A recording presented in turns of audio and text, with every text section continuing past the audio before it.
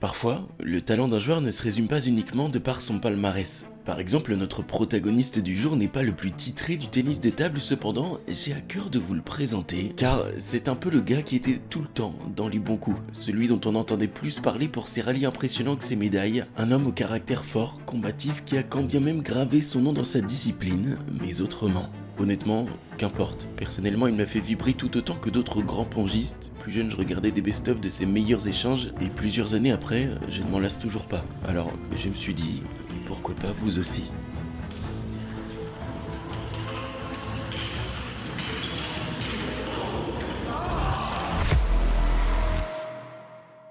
Aujourd'hui, je vais tenter de vous faire découvrir un homme au jeu spectaculaire, Bojan Tokic. Et croyez-moi, connaisseur ou non de tennis de table, je pense que vous n'allez pas être déçus. Et avant de commencer, comme d'habitude, si vous aimez, vous pouvez vous abonner et référencer la vidéo. Merci à tous et bon visionnage. Bojan Tokic naît le 13 janvier 1981 en ex-Yougoslavie et, étant donné le contexte géopolitique de l'époque, sa famille partira en Slovénie, nation où il se naturalisera. Pour être honnête avec vous, je n'ai pas beaucoup d'informations sur ses débuts de carrière, alors nous allons faire un bond dans le temps afin de passer directement au vif du sujet. Nous arrivons en 2011. Bojan a 30 ans, sa carrière professionnelle est déjà bien lancée. Il a pu au fil du temps devenir un joueur inquiétant au niveau européen. Il s'est formé à travers différents clubs, en Allemagne avec Frückenhausen ou encore en France avec Montpellier, où dans les deux, il remportera une Coupe d'Europe. Et au fil du temps, il s'est fait ses premières expériences, aux Jeux Olympiques de 2008 et aux Mondiaux de 2009, sans grand résultat apparent pourtant. Bojan se fraye un chemin parmi des légendes de son sport et s'établit comme un joueur dangereux pour chacun. Et c'est justement ce que nous allons voir. Cette fameuse année 2011 restera certainement l'une des meilleures de sa carrière. Ainsi, en mai, il débarque aux Pays-Bas pour les championnats du monde. Il est tête de série numéro 38, bien loin des favoris, mais vous allez le voir, l'un de ses matchs en vaut le détour. Juste avant, il est important de le préciser, mais Bojan est l'un des seuls représentants et étendards de son pays, et il faut le souligner, mais il s'est construit dans une nation où le tennis de table n'était pas encore très développé. Donc déjà, c'est une belle mention d'honneur. Bon, reprenons. Au deuxième tour de ces championnats du monde, Bojan Tokic va faire face à un tirage malheureux. Il tombe sur le futur meilleur joueur de la planète, Malong. Et cette rencontre avait marqué mon attention. Il y a maintenant 15 ans, les deux avaient réalisé un match sensationnel que je me dois de vous montrer. Tête de série 38 contre 5, si on prend le contexte du moment, la Chine est déjà impériale, et remporter ne serait-ce qu'une manche avec autant d'écart de classement serait déjà un exploit. Alors, Bojan va aborder la rencontre de la meilleure des manières, construire son jeu sur ce qu'il fait de mieux afin de titiller le joueur qui deviendra plus tard le GOAT du tennis de table. Et ce n'est que la deuxième fois qu'ils se rencontrent. Leur première date de 2007, Bojan à l'époque avait déjà perdu 4 manches à 2, sauf que cette fois-ci, la tâche s'annonce encore plus complexe. Malong a 23 ans, il a progressé de manière exponentielle et s'expose déjà comme étant l'un des plus grands prodiges du tennis de table. Tandis que Bojan, lui, aborde ce qui deviendra certainement sa meilleure année, mais quand bien même, sur le papier, un monde sépare les deux hommes. Certains auraient pu dire que le match était perdu d'avance, cependant Bojan va batailler avec ses armes et faire trembler le chinois. Je vous le disais au début de vidéo, mais aujourd'hui, on va se concentrer sur la beauté pure et dure du tennis de table. Le score, j'ai presque envie de vous dire qu'on s'en fiche. Le plus important ici, c'est d'admirer le jeu du Slovène. Un toucher pur, un contact millimétré, des courbes envoûtantes, alors prenez place et admirez le talent de ce joueur. Désolé pour les extraits, le son n'est pas terrible, mais j'ai préféré privilégier la qualité d'image. Je pense que dès à présent vous l'avez remarqué, mais le point fort de Bojan, c'est son revers. Une prise assez particulière avec le poignet cassé, le coude assez haut lui permettant d'être prêt et de l'utiliser n'importe quand. De plus, il possède un excellent service rentrant lui offrant de bonnes premières balles à attaquer. J'adore son jeu, ça je pense que vous l'aurez compris, sinon cette vidéo n'existerait pas, mais c'est franc, pur, un jeu d'attaque à l'ancienne avec une gestuelle qui sort un peu du cadre académique et surtout, le plus important, de la régularité. Il est complet et très élégant à voir jouer, c'est un pur bonheur et je vous l'ai dit juste avant, le score n'est que peu important ici, mais je tiens quand même à vous dire que le Slovène aura pris 2 manches à Malong. Et ça, ce n'est pas donné à tout le monde. Il lui tient tête dans les longs échanges, joue avec son talent, mais aussi sa tête et surtout fait preuve d'une très belle combativité. Alors, pour la fin du match, je vais couper mon micro pour vous laisser apprécier l'un des hommes qui moi aussi m'a fait aimer le tennis de table.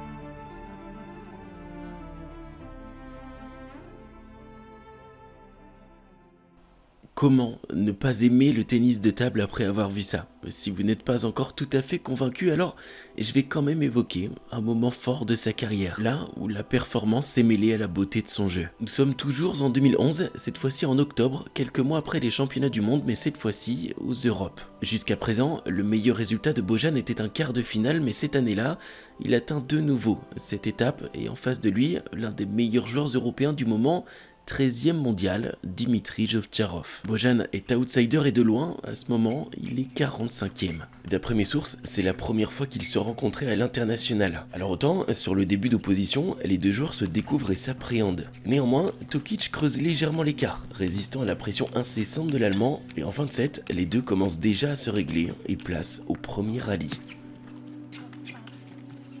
Rivaliser dans de longs échanges avec l'Allemand n'est pas chose aisée. Il est complet, comme vous le voyez, impose une cadence très rythmée. Lui aussi fait preuve d'une très belle régularité, ses démarrages revers sont lourds, et il peut à la fois prendre les balles collées à la table ou à mi-distance et varie ses placements. C'est une sorte de mur moderne, finalement. Un joueur qui ne défend pas mais remet tout, soit en bloc, soit en contre-initiative en instaurant une pression étouffante qui pousse son adversaire à surjouer. Alors Bojan doit montrer qu'il est lui aussi investi dans ses rallyes. Il en est capable, à sa manière il peut le déranger, son atout est en revers tout comme Dimitri, régulier aussi mais plus à mi-distance. Alors la rencontre s'annonce être un combat de caractère au sommet de l'Europe. Pendant que je vous parlais, Bojan a essuyé une sévère correction sur la deuxième manche. Il n'a pas su rivaliser dans les échanges et l'a concédé 11-2, mais il va bien réagir derrière. Retrouvant son bloc agressif et sa fougue, il reprend du terrain. Et ce que j'apprécie fortement ici, c'est qu'il n'y a aucune défense, uniquement du combat pur et dur, et des blocs agressifs et il n'y a pas de place pour la baisse d'intensité. Chaque erreur permet à l'adversaire de réaccélérer le jeu. Aucun ne veut reculer et il faut avouer que c'est particulièrement plaisant à voir.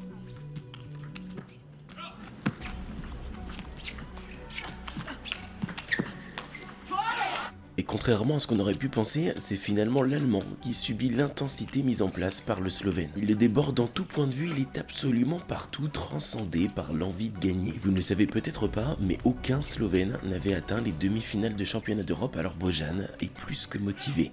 Mais malgré les efforts de Tokic, il n'arrive plus à faire la différence. L'Allemand reprend du terrain et il retrouve ce qui fait de lui l'un des meilleurs joueurs du monde. Son agressivité couplée à la vitesse et la régularité. Aucune faute, il paraît débordé et finalement il ne l'est pas. Et si vous découvrez Ovtcharov aujourd'hui, sachez qu'il est réputé pour sa ténacité, peu importe le score, il se bat jusqu'au bout. Alors il grappille, remonte petit à petit, pousse Bojan dans ses retranchements et si vous pensiez que jusque-là le match était sensationnel, eh bien vous n'êtes pas au bout de vos surprises. Puisque dans les deux dernières manches de la rencontre, les deux apparaissent au sommet de leurs arts et nous offrent un spectacle incroyable.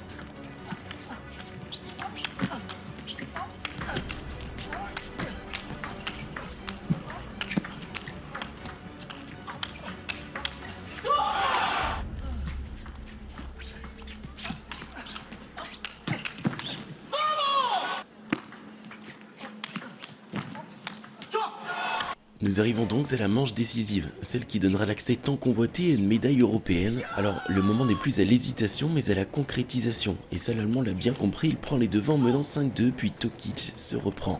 Il remonte à 5 partout puis 6-5 et là, le moment le plus litigieux du match. Ovtcharov célèbre, pourtant Tokic conteste, voit la balle touchée et c'est finalement à lui que le point reviendra.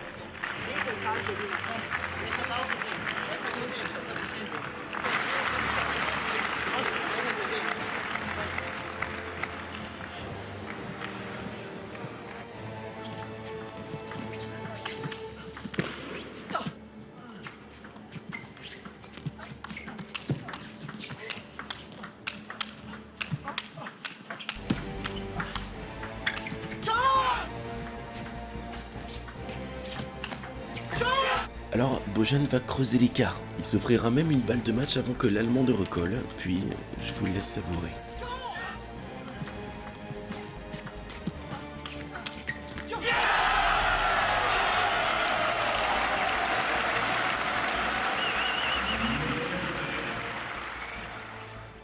Derrière, Bojan perdra en demi face à Timo Boll, mais qu'importe, il devient le premier Slovène médaillé en simple aux Europes et c'est ça qui compte. Je vous l'avais dit, 2011 était sa meilleure année. Il obtiendra également une 3ème place en double et passera au meilleur classement de sa carrière, 25e mondial.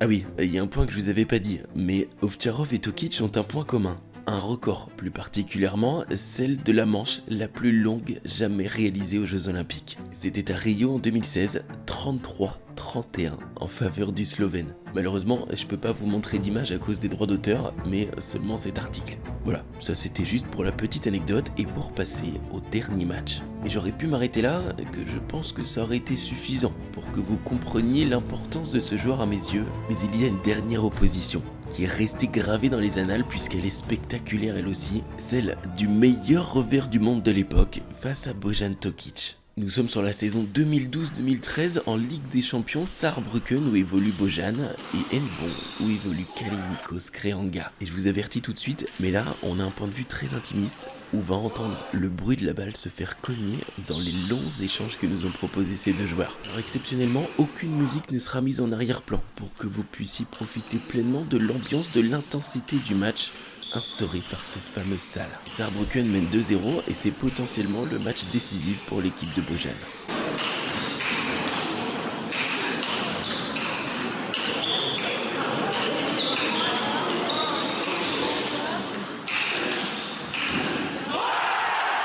Ok, est-ce que là maintenant vous l'avez? Le délire que j'ai eu aussi en regardant ce match. Et c'est une rencontre qui ne se commente pas, ça se savoure, ça se visionne et ça s'apprécie. Alors je vous laisse contempler le spectacle que ces deux hommes nous ont offert parce que ici, c'est là où toute la vidéo prend son sens. C'est ça, le ping.